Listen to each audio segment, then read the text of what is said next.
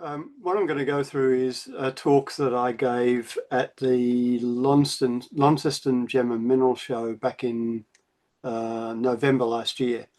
I was asked to do that by the guys that were running it, and they'd asked me the year before, but I wasn't available because of our previous trip to Japan. And so this year I said, yep, I can do that. And I titled it, I just need to move box around. I titled it What Lies Beneath Tasmania, the Good, the Bad and the Ugly. And what we're going to see today is a range of good, bad and ugly Tasmanian specimens. Of course, on this front line, we've got screen, we've got this very nice little crocoite from the Adelaide mine. And we will move on. So it's going to, there we go. So what I did was first of all gave them a little bit of a bio about me, which most of you would know anyway. I've been collecting minerals for over 40 years now. I lived in Tasmania for 20 years and collected quite extensively while I was over there and while I was younger and could get out more. Bit like some of the discussions we just had. I enjoy my micro mineral photography, my artwork. That's another Adelaide mine crocoite on the right there, which is one of my pieces of artwork. I post the daily Mineral Matters blog, and I produce the monthly magazine, the Monthly Mineral Chronicles, which is in its 9th year. Okay, now disclaimers, and if you're a bit squeamish about spiders, that's Australian redback, which is highly venomous and can kill you. And that was at a field trip in Tasmania at a place called Bridgewater, and it didn't bite me, which was good. Now, not every specimen was collected by me. I haven't actually been to every single location that you will see minerals from. Some of the locations are no longer accessible. Some of them you may not be able to find the minerals that I show, and that's because maybe the deposit's been mined out, it's no longer accessible, usual sort of stuff. But today you won't have seen everything either. And watch out for the wildlife, such as this and snakes and other things. Oops. Okay, so Tasmanian minerals. The 1970 catalogue of the minerals of Tasmania had around about 312 species in it. I went to Tassie in 1993, and between myself and Ralph Bottrell in particular, and this is Ralph trying to get himself beamed up, we were able to increase the number of minerals quite considerably.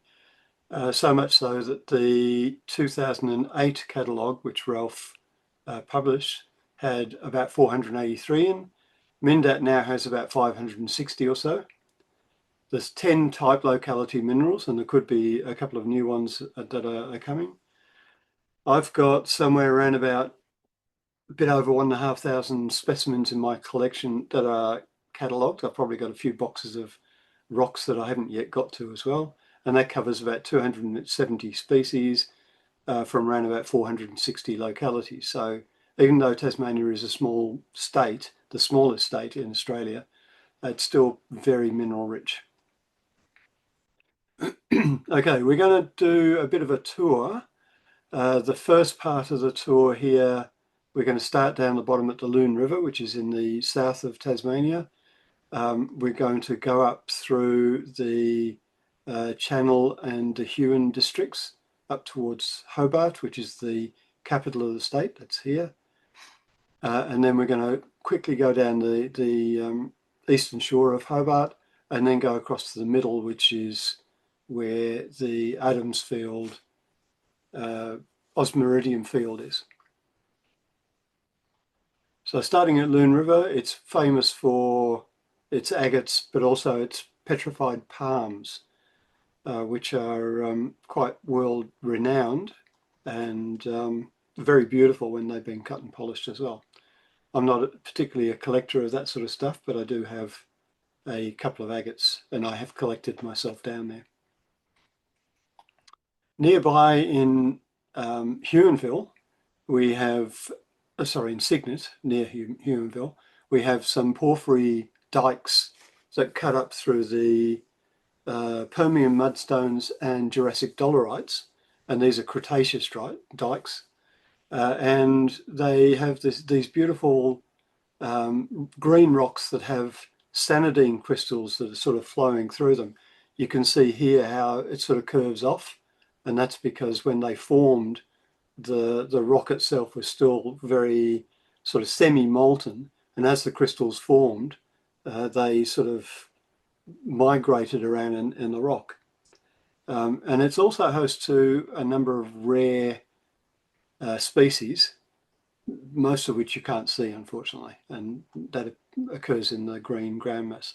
I should also say down the bottom, generally I've got the formula for the minerals. This is one of the rare ones. It's one of the eudialyte minerals, and it's not the whole of this, it's just these little pink bits that are actually in it. This is actually a chunk of, I think, a chunk of garnet, andradite garnet, and its inclusions in the garnet. We have ferroactinolite, which is quite a bit rarer than actinolite, and that's these fibrous little crystals that are in these cavities. And nearby we have a gold mine, the King Hill gold mine, where there's not just gold, but some quite large sanidine crystals. Again, there was another porphyry dike in that area, but also jarosite, which is the little tan crystals, very tiny but very druzy. And that's one of the large sanidines that comes from there, as you can see by the size. Where Ralph used to live, he's in the last few years he's moved to a new house, but he lived in Tabors Road, Margate, which was pretty well all either Permian mudstone or Jurassic dolerite, and nothing in the way of minerals. Lots of fossils in the Permian mudstones. But his son Matthew found this area of like a hornfels, a cooked up mudstone near where they lived, only 100 metres or so down the road, and ended up with epistilbite, which is a rare zeolite, but it's very small. Near where I lived, we had the Longley Quarry, and in the Longley Quarry again was a Jurassic dolerite, and the mineralogy was generally in cracks and seams and fractures and whatever within the dolerite weathering areas. And there were some quite nice calcites came out of there, along with some zeolites, stellarite in particular. And the pyrites were actually quite interesting. This one's got some additional sort of growth on it. So I haven't seen any others like that one. Most of them are just the flat-faced cubes. Going closer to Hobart, this is actually in a gel capsule because it's not a mineral that likes air or humidity or whatever. I'll say mineral, two minerals. So there's two sulfates in there, halotrichite and melanterite, and obviously has occurred through the decomposition of pyrite. And that's part way up Mount Wellington, which is the mountain that sort of backs onto Hobart itself. Also on the fringes of Mount Wellington is Mount Nelson, which is slightly lower down. And there was, again, another skarn area, a contact zone between dolerites, sill, and Permian mudstones. And the contact zone area got cooked up by the dolerite and produced some typical skarn material, such as the grossula, which are these green crystals, the white belastonite, and a bit of vesuvianite, which is in this stuff here. There's also a couple of other interesting ones come from that area too. In Hobart itself, we have one of the suburbs, which is Lenna Valley, and that has another Jurassic dolerite quarry, quite a large quarry that has been operating for many years now. It's still accessible, but there's not much there because most of the material the minerals were collected when it was still a working quarry or not long after, and you could find, you know, quite a few veins of zeolites and so on. And an interesting one over on the eastern shore, there's this place called, which we used to call Treasure Beach. It's not the actual name. Not actually sure what the actual name of it is, but where it is on the beach, pretty well directly opposite Hobart across the Derwent River. And it's a very brackish area. In fact, you'd probably call it sea water in the estuary more so than freshwater. But it was originally used back in the 1800s as a tip area for Hobart town, as it was then. And so you get lots of sort of polished sea tummel glass and bits of crockery and things like that. And we called it Treasure Beach because the kids would go there and find lots of interesting treasure. What I actually did was I picked up a piece of I think it was a saucer, just a broken piece, and I turned it over, and underneath around the base were these little halite crystals that had grown in a protected spot. So that became a collection piece. That's still in my collection, which is quite interesting. Common mineral, but you don't expect to see it on a sandy sort of a beach. And Bridgewater Quarry, where the redback spider was, produces some nice carbonate minerals. There's no zeolites been found there. It's actually in a basalt, tertiary basalt, so there's always the potential for other stuff. But aragonite is one of them, and this has a real pinkish hue. And Bill Birch suggested that maybe there was a bit of strontium in the solutions, and maybe this has got a bit of strontium to give it that pink colour. I don't think it's actually been analysed though. And then moving up into the sort of central area, there is a good glandonite deposit. Again, I think it's Permian mudstones there as well. And these glandonites, which are calcite pseudomorphs after icaite, some of them are multiple ones, some of them are single ones like this, but they're quite interesting pseudomorphs. One of the ones that I quite like. And then Adamsfield itself was mined for many years by a guy called Rusty Morley, who sadly passed away a few years ago.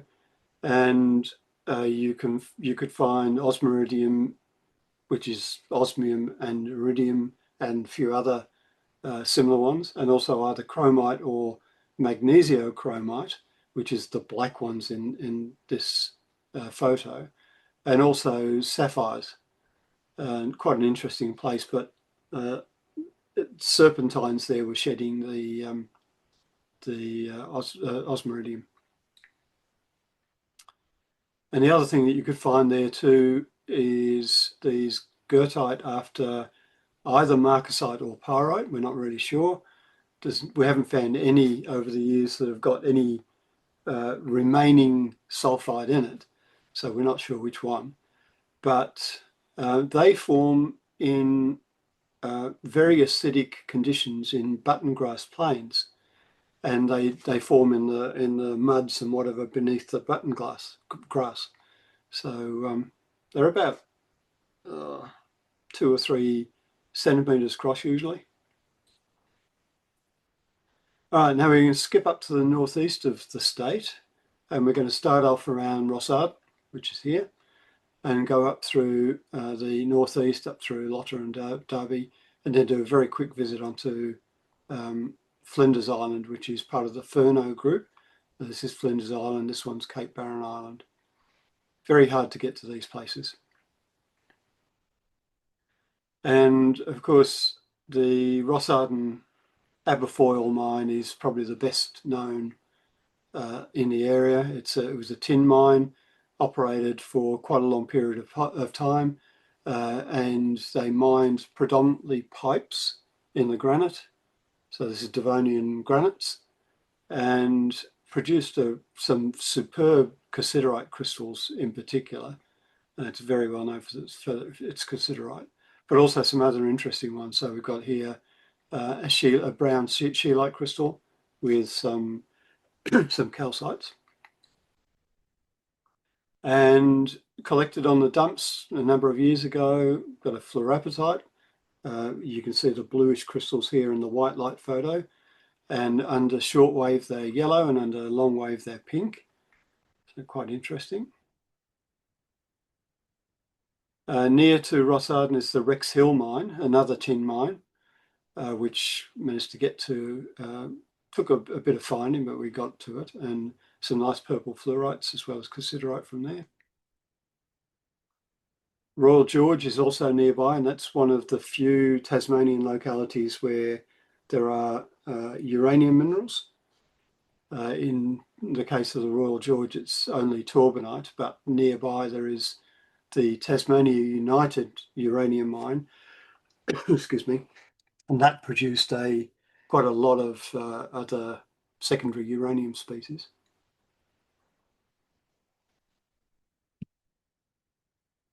And the Anchor mine at Lotta, another granite deposit, which also produced cassiterite, nice cassiterite crystals, and also molybdenite, such as this one, and fluorite.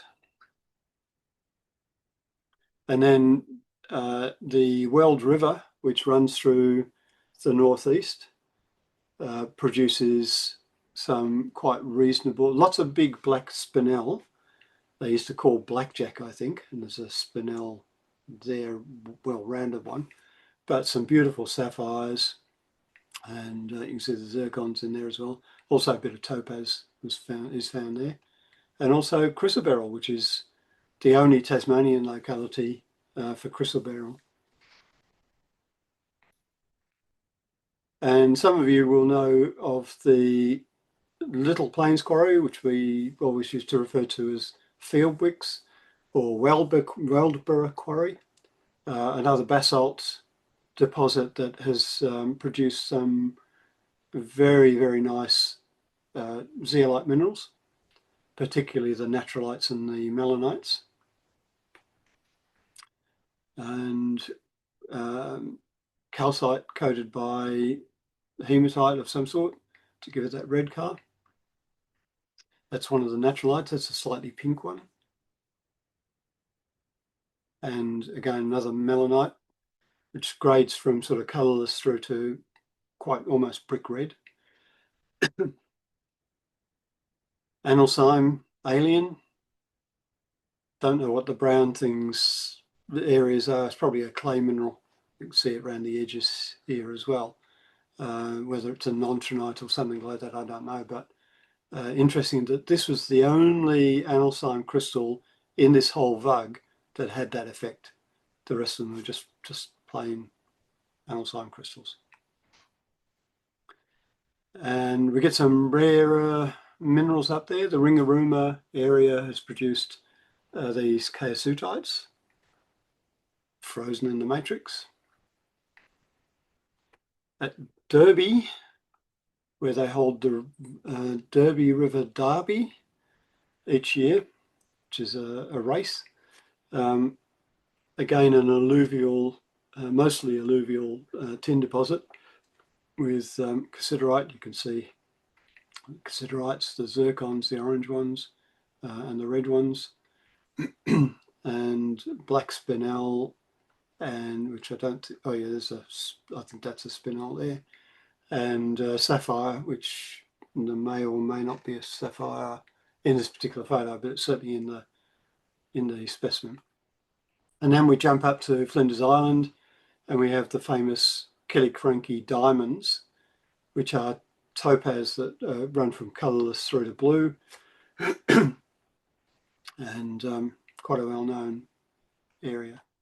Now we're going to, so the northeast, we're moving across to the sort of central coast of North Tasmania here and go up to the northwest, excuse me, and make our way down through to Cradle Mountain, which is in the national park in this central area here.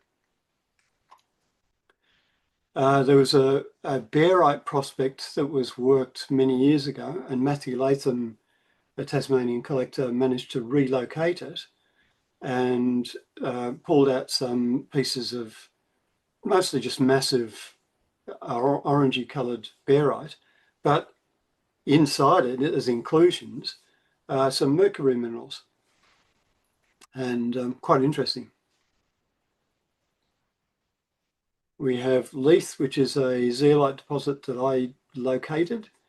I stopped, as you do when you're younger as well, you sort of stop off at road cuttings or beach outcrops or anything like that and have a look at the rocks. And at Leith, nobody had actually gone there and had a look, and there's basalt, tertiary basalt that outcrops on the beach in the intertidal zone, and it has zeolites in it, which was good. It's a very crumbly basalt though. They don't tend to hold together all that well. We also have some metal mines in the area. So Penguin Silver Mine was one that Ralph and I tried to find for years. It's actually there's a shaft, or what was a shaft, in the intertidal zone. Now, how they mined that, I have no idea, because it would be, you would think, filled up twice a day as the tide came in. But anyway, we eventually found what we thought was one of the shafts there. And then a bit later on, nearer to the top of the beach, again, Matthew Latham found what was a filled-in, looked like filled-in shaft, so there's probably two shafts. And he was able to find this cobalt-rich curtigite, again, amongst other species. A little bit further to the west is Table Cape. It's a volcanic plug. It takes a hell of a lot to get down to the beach where the zeolites and other minerals occur, and you have to cross private property to actually get down there, but an interesting spot nonetheless. And some quite nice naturalite specimens. Moving a little bit further west is a place called the Nut, which is another volcanic neck that sits at the back of the township of Stanley. And again, there's a couple of zeolite deposits adjacent to that particular outcrop. And you get some quite nice naturalites there. Once again, you've got to go through private property to actually access it. And then right up in the corner is Cape Grim, which is really well known for its very large analcime crystals. This is a small one at 17.25 millimeters across. Some of them are sand included, such as this one. And there's also some quite large balls of naturalite. You still see these from time to time come up on the market because they were so prolific in the early days. But now it's an area that I think is also off limits. Another accidental find was Addison's Creek on the side of Gads Hill. Now, Gads Hill is another basalt locality that is known for its zeolite minerals. And we had one weekend where the Tasmanian Mineralogical Society was going to be meeting to collect at Gads Hill. And I'm not sure why, but I think I was running a little bit late and I was going to meet them there. And I ended up going on the wrong road and going on the back of the hill from where the zeolite locality is, and couldn't find people, but I did find an outcrop with minerals, including zeolite minerals. And so that was on, there's a creek that runs down through the corner of where the deposit is, called Addison's Creek. So we discovered a new locality. And it had some really interesting thomsonites. And then back on the other side of the hill, Gads Hill proper, we have calcite, Levine, nice Levines. Nearby at Moena, so we're still in the same geographical area. Again, another Matt Latham find. Levine and apophyllite, quite large apophyllite crystals in just a small outcrop on a forestry track. And as they put the track in, they'd gone through this basalt that happened to be full of minerals. Very small area. Also in Moina, there are some other mines, including tin and bismuth, and the Stormont mine is one of those. We have another zeolite locality very close to Cradle Mountain, which produced again some interesting Levine and Thompsonite and Chabazite. Right, we're now going to move down into sort of the central west, starting at the Kara mine, which most of you would have heard of. Go down through the Helier River, over to Mount Bischoff, which was definitely my most favourite collecting place in the whole of Tasmania. The Magnet mine, which was where wasn't the first, but it was one of the first localities where crocite was found. Luina, another tin mine. The Hazelwood district, which has the large Savage River iron mine, and other base metal mines, nickel mines. There's a whole range of different things through this area. And then we'll come back through to the Helier mine, which is more recent, back in the sort of 70s, 80s era, lead zinc mine. Okay, looking at the Kara mine first, quite a decent range of mineral species that have been found there, some rare ones, and some interesting. So this one here, I think I posted this on Mineral Matters a while ago. So you've got andradite garnets, you've got a pyrite crystal or group of crystals here, and you've got a small epidote. And which came first? Don't know. The paragenesis there is quite interesting. I'd suggest these probably had to form maybe at the same time, because this is effectively a floater. It's not connected to the andradite, it's only sitting on the, or in the pyrite. Stacked calcites, which are quite nice from there. One find of very pale rhodochrosite / cutnahorite / manganone calcite. There's still some debate as to where this sits, and you can see sort of zoning along the edges of the crystals as well. And stoltzite / wolfenite. So this one is most likely stoltzite, but it might actually be wolfenite around the edge with the paler yellow. This particular habit generally tends to be stoltzite. The flat bladed ones are probably wolfenite, but it's a bit hard to tell unless you actually analysed quite a few and made note of the paragenesis. Ralph is pretty sure this is stoltzite.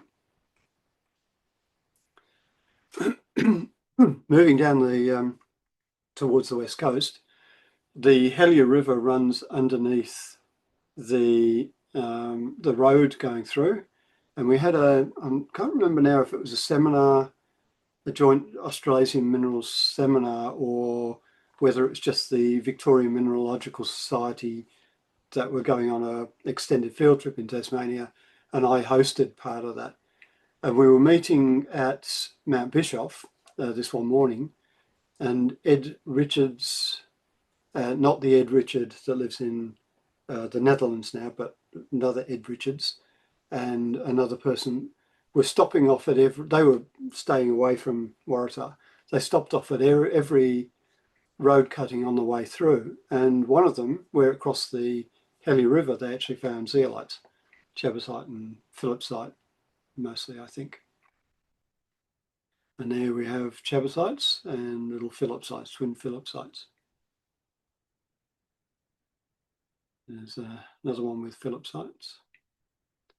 Now, Mount Bischoff itself, that's a place that I used to go to on a very regular basis. It was only about 4.5 hours, 5 hours drive from where I live, so you know you could go out for a day trip. Wasn't too hard.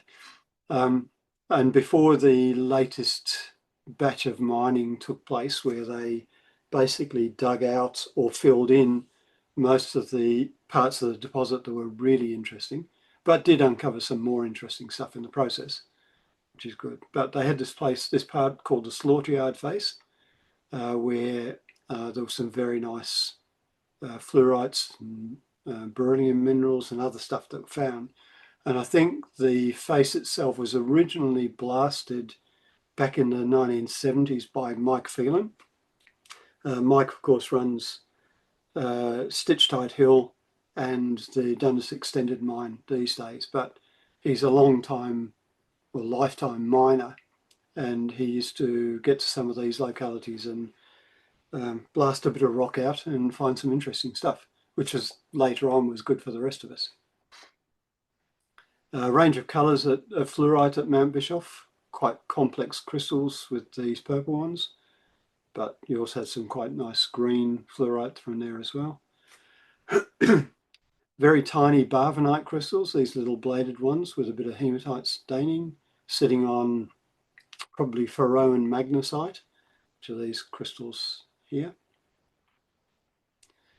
Blue beryl from the Slaughter Face.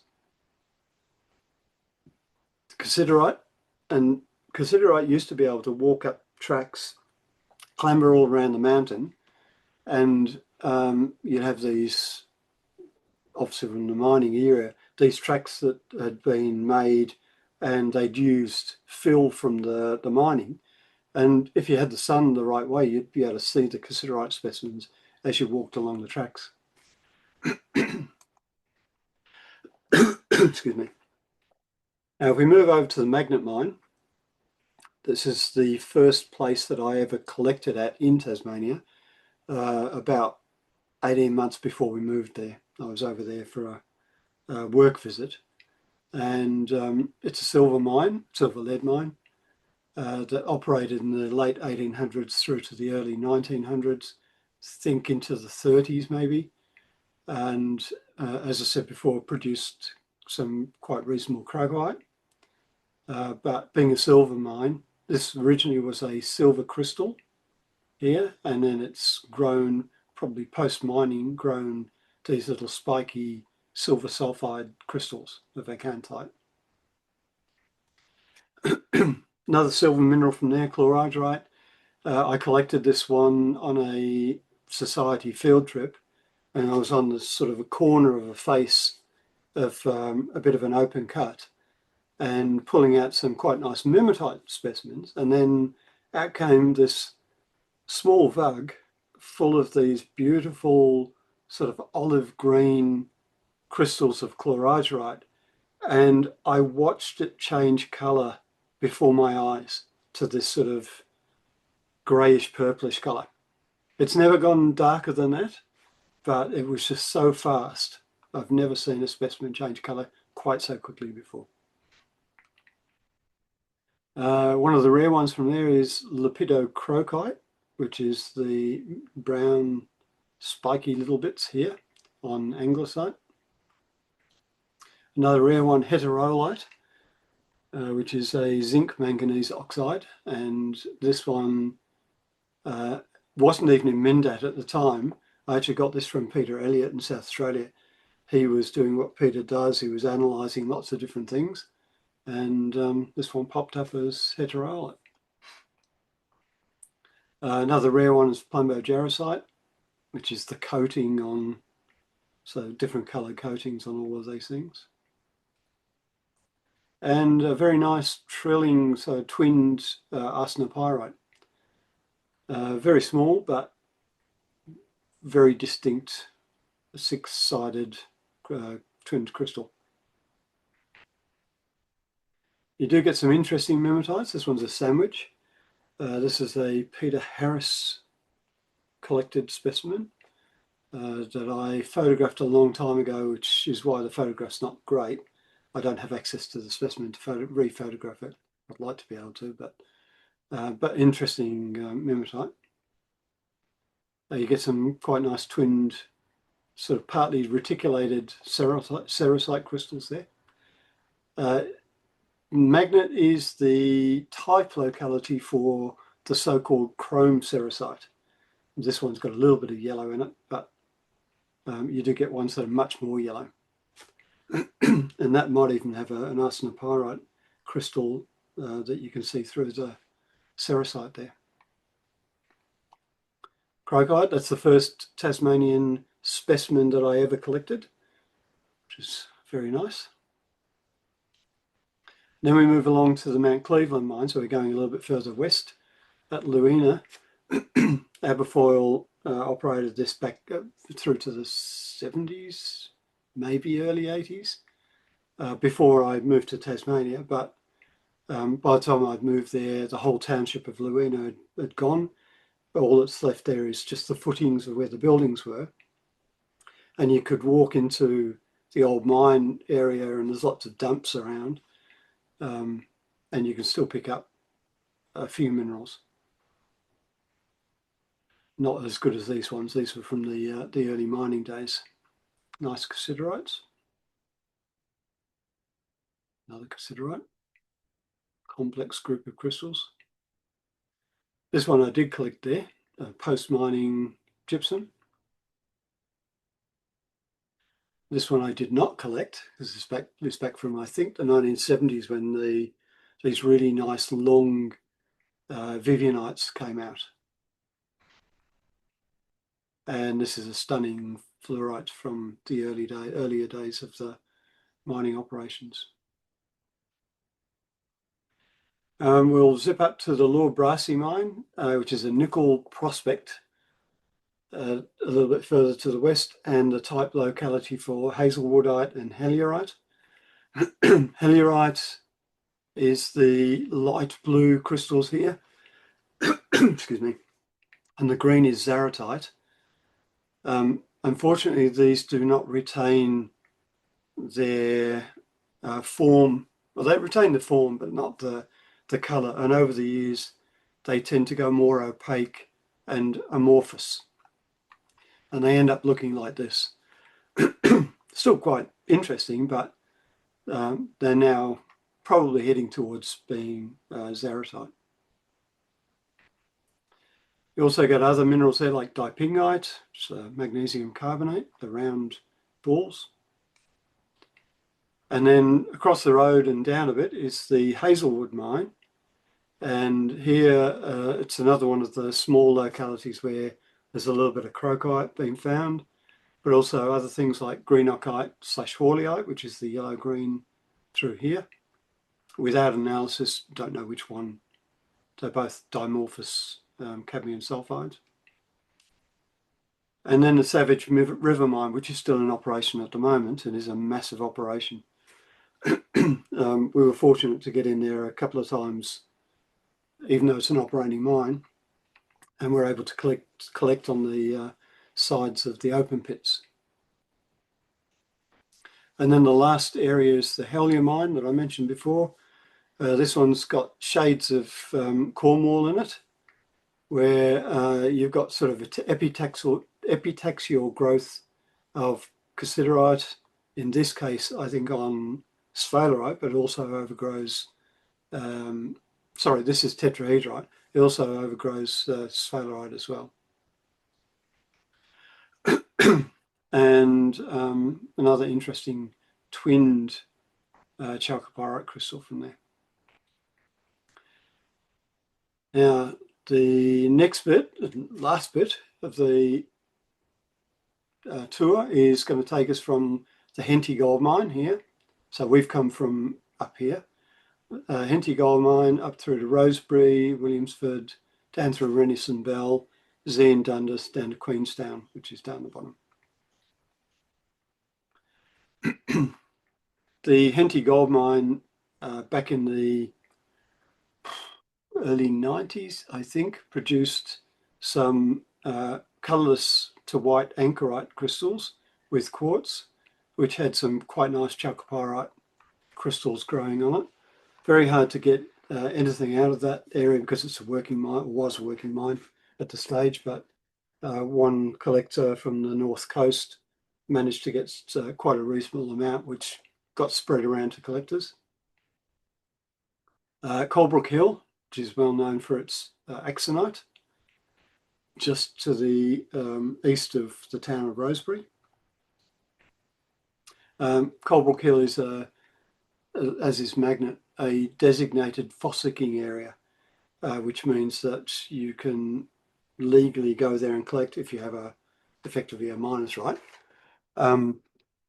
But it's very hard to get to, and there are lots of leeches, which are never fun. And the weather is usually pretty bad. But it's another one of the deposits that back in the 70s Mike Phelan blasted, and the material that you find now is a result of what Mike extracted from the face of the mine.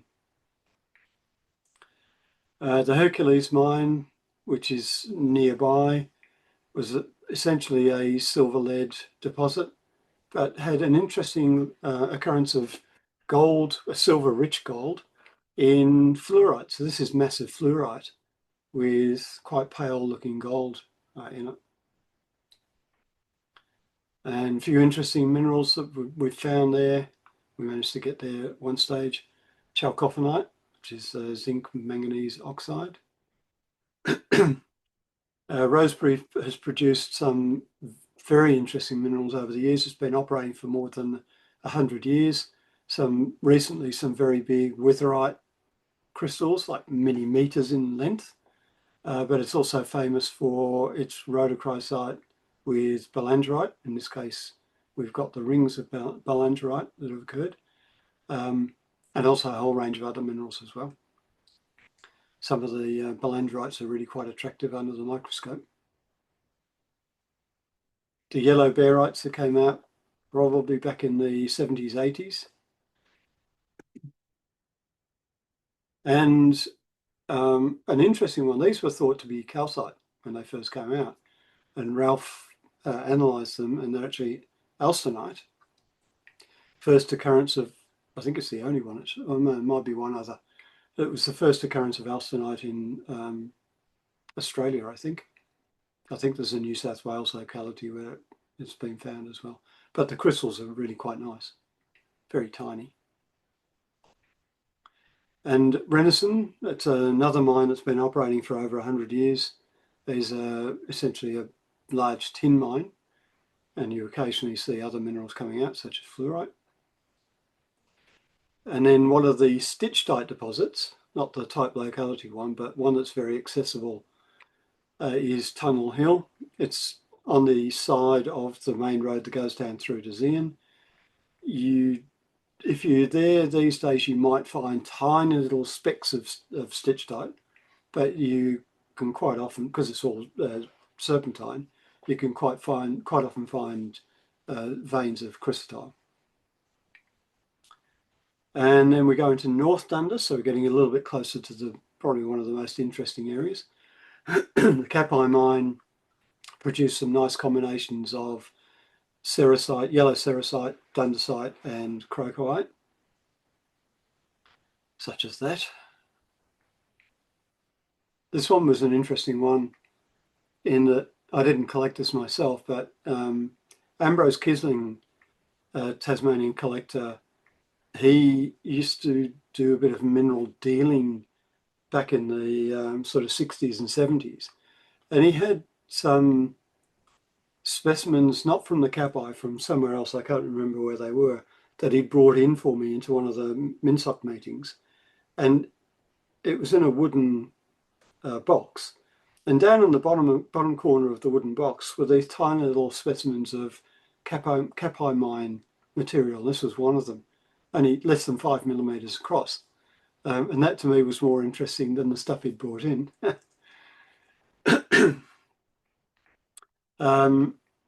Getting very close to Zeehan, we have the Tasmanian smelter that operated in the late 1800s through to the early 1900s, probably to about 1920, I think, and used a lot of crocoite as flux. And the Dundas area, as you know, has produced stunning amounts of spectacular specimens over the years, but a lot of them just went through the smelter as a flux. In recent times, the piles of slag that have been there for 100 years have now been taken away for reprocessing, to, I think, extract the zinc, but there's also some rare earth stuff embedded in some of the minerals. Prior to that, you used to be able to find these small areas where there was a bit of copper or lead mineralization that had occurred since the dumps were formed. And here we've got two examples, linerite and serpierite. Got little smithsonites, which were quite interesting to find. Anglesite. And this is a UV photo where you can see in the matrix, you've got hardystonite, which is the red response, sphalerite, which is the orange, and this sort of greenish response, which is cerussite. Very small area, of course, but and Zeehan proper. Zeehan is full of old silver lead mines. There is a golf course at Zeehan, even though the population is very small. The miners clearly like their golf, and that's in the Argent Flats area. And the Argent Flats, there were a number of different mines, historical mines there, and you can sometimes still find signs of the minerals. So this is obviously post-mining, but it was just on the edge of the first tee, which is interesting. Jamesonite also found in that same area. I think John Haupt from Victoria actually found this one. The Britannia mine was one that we attempted to find at one stage. It was a little bit hard to get to, but we got there. I spent, as we drove in on the track, I was in a Subaru Outback. That was my car at the time. And there were these puddles on the sides of the track. And I thought, oh, I'll be able to drive through. Got an all-wheel drive, no problem. And I drove into one of them and sank down to above the top of the wheel. Had to back out and then go around it. But when we got to where the actual mine was, there was Ralph, myself, Andrew Tumer, who's another Tasmanian collector, and there was a fourth person. I can't remember who the fourth one was. And I found quite a large boulder near where the cars were and started attacking that. Didn't go out into the bush and found pharmaxidorite, which was good, amongst other things. And then Ralph and Andrew had gone off into the bush. Ralph turns up a little bit later, no sign of Andrew. So we're calling out to him and not getting any response. Then all of a sudden we hear this blood-curdling scream. And Andrew then appears out of the bush and we said, what the hell happened? And what he'd done, he'd been swinging across a bit of a gully, holding onto like a vine. It's not a vine, but same sort of thing, to swing himself across. And as he'd gone across, a tiger snake had popped up from the ground and was going for him, sort of around about waist level. And he screamed and lifted his legs up as he went over the top. So we didn't see it, but we got to hear about it. Okay, also at the end, there's some other rarer minerals like stanite. The Zeehan Queen is one that's been really difficult to find, and that produced some very nice pyromorphite, and what's generally referred to, you'll see on specimens, as hinstellite after pyromorphite, and it's actually more likely to be plumbo-jarosite. Okay, we move down a little bit further to Dundas, and Stitchtite Hill is one of Mike's leases. Stitchtite Hill is the type locality for stitchtite, and it's a serpentine with blebs of or veins of stitchtite in, and you can see here how it actually forms. So there's chromite or magnesiochromite that originally would have been grains in the serpentine, and then they've altered, or partly altered in the case here, to purple stitchtite. Also in Dundas is the Great South Comet mine, which is a silver lead mine, and I don't think it's accessible anymore, but you used to be able to walk down the track and find boulders that had come from the mine where you could find mineralization.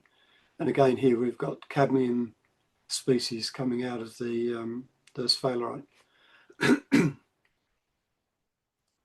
Some quite nice galenas from there too. And then get into the real reason you go to Dundas is for the crocoite mines. Dundas Extended also has these superb yellow sericites, nice twinned examples, and superb sort of more stubby crocoites, but also other rare minerals like grimaldiite. This is a specimen where it's quite powdery, and if you turn it upside down, a lot of the grimaldiite just falls off. So you have to be careful handling that one. And it's the type locality at the Red Lead Mine, type locality for petodite, which is the pinkish mineral here, surrounded by anglesite and the sort of grey, yellowy grey. Red Lead Mine, of course, is one of the best known worldwide for its large, very red crocoite crystals. It's a smaller one, but superb colour. Adelaide Mine, which is an active producer. Adam Wright would have been over at Tucson this year again with the latest production, which I got to see some of a couple of months ago, which was good. And some stunning crocoite on Dundas site. You also get silver minerals occasionally from there, so chlorhydrite in this case, and mimetite. This is quite a nice zoned one from the Adelaide. But crocoite is the number one. Also nearby we have the Platte Mine, which is most famous for its crocoite pyromorphite combinations, and the colour combination is stunning. Excuse me. Very sharp crystals. And then we go down to Queenstown, Roaring Meg Creek. This is really interesting. This is crocoite crystals that a caddisfly larva, and I forget the actual species, but it's a particular species, they create like a cocoon and they cement little bits of sand normally around their body to protect them. And this particular species uses chromite, and it's sort of shell-shaped more rather than the sort of elongated ones that you normally see. We have, apart from the Mount Lyell copper mine, a few other copper mines in the area. The Duke's Proprietary, which we found one year, which is good. And Philosopher's Ridge, which sits above Mount Lyell. Excuse me, too much talking. This was quite well known for its quartz specimens, and when I started collecting there, we also found quite a few anites on quartz, and also these little worms, these chlorites. The anites are small but quite well formed. This is quartz with hematite inclusions as well. Sorry, I should say that Philosopher's Ridge was named after James Philosopher Smith, who was the discoverer of Mount Bischoff, amongst other things. The Lyell Blocks is one of the Mount Lyell historical mines, and you can still find native copper in that area. But the main mine is the Mount Lyell mine itself, or the Prince Lyell shaft, which again is another mine that had been operating since the late 1880s, I think, and has produced some quite spectacular minerals over the years. So clinochlor, one of the chlorites, fluorapatite, calcite, which is actually rare there. Not very many calcite specimens have been found. Barite with chalcopyrite inclusions, and chalcopyrite.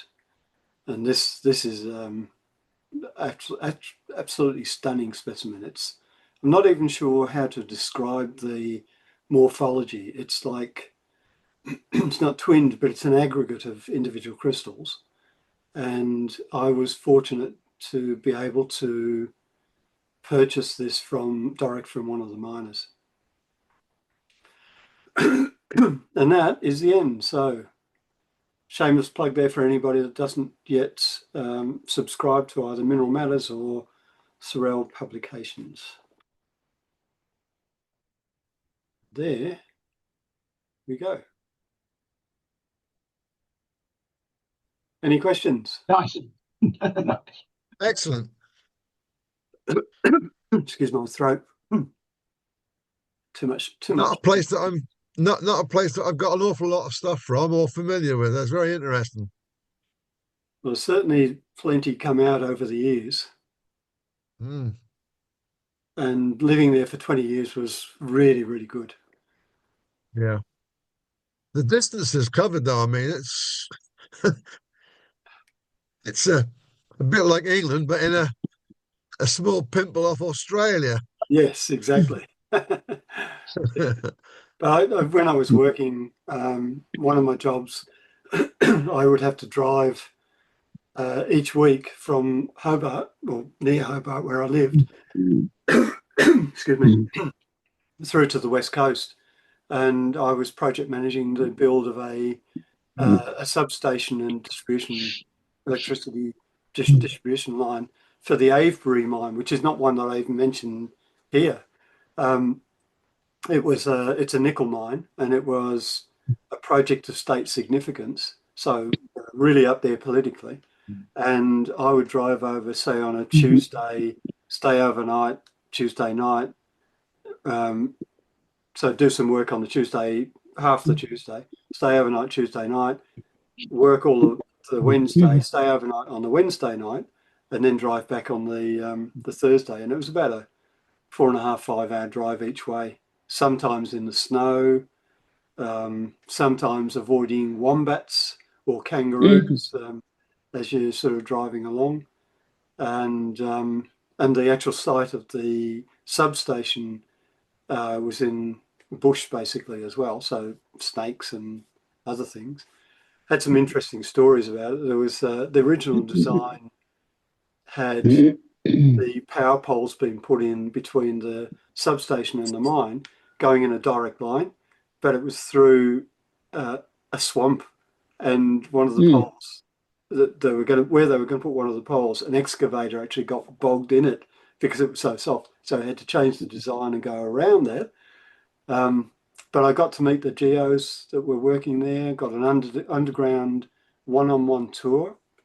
If you go to the Avebury mine on Mindat, you'll see one of the locality photos, which has one I took underground, which has the end of the ore, and it's painted on the the end of this adder. That was good fun. Very good. So no questions. No, that was really good. Excellent. Very It good. was Nice. fantastic. It really did feel like you went from one side of Tasmania to the other and went from salt crystals to North. rare type localities plus some spectacular Very good. photographs. Yeah. Those crokites never get old either. No. Well, my latest one is sort of sitting here. This was my Christmas present to myself. That's terrible. That was from the 2024. Amazing the way they travel around the world without Yeah. coming and falling to pieces. Mm-hmm. Yeah, Somebody I did buy go for it. one. Sorry, one of the rare things I've ever bought was a piece of crocite from Dundas or Red Lead Mine back in the middle 70s. It's still in the cabinet somewhere or in a box somewhere. I need to get it out and give it a good clean and then photograph it properly, I think. clean it carefully. I did have somebody ship some crocite to me at one point, and they boxed it up with soap flakes to hold everything in place. Worked a treat. The soap flakes are just strong enough to hold everything in place, and to free up the specimen, you just soak it in water. Yeah, That's very great. good. Yeah. Yeah. Don't use dishwashing detergent. Or not dishwashing, laundry detergent. It's caustic. You want the soap flakes, not the detergent. Yeah. Well, Ask me how I know. Adam Wright has He's it right. down, Adam has it down to a fine art now. So if I hold this up this way, where are we? Camera, you can see that sort of bubbly look. So that's the glue that he uses to glue the specimen into the box. Yes. Which is water soluble, so you can remove it if you want. But they travel like that all around the world. Yeah. Wow. The fact that glue is water soluble, I mean, that's just great. It's exactly what you need. Yeah. All right. Well, if that's all, Right. we'll finish up. Now, remember, I've said I'm going to be changing things around. So what I'll do is I'll take the emails of people that I know now and I'll add those to the new one, and then we'll see how we go. Frank's going to be doing next month's talk. Frank already knows how to use this new platform, so hopefully it will work out well. But if it doesn't, It will be about rocks, I can tell you. yes. I'm away in Derbyshire for that particular meeting, so if I can join, I will. If not, I'll You can catch watch it it. either on record. If you can record it, I'll watch it on recording, or I'll see it some other time. Yeah, But, hopefully the recording will work as well. But I've got to do it a little bit more manually. The blurb for the cottage we've got says Wi-Fi, so we'll wait and see how good the Wi-Fi is when I get there. All right. Well, enjoy your trip. Okay. Yeah. Thanks very much. Yeah. It's just my daughter's going to get a few days in before she goes into hospital, so Yeah. Okay. having a week up there. I got a cottage for a week. Okay. All right. See you next month. All right. See you, Thanks. everybody. Take Thanks, care. Steve. Take care, guys. Bye bye.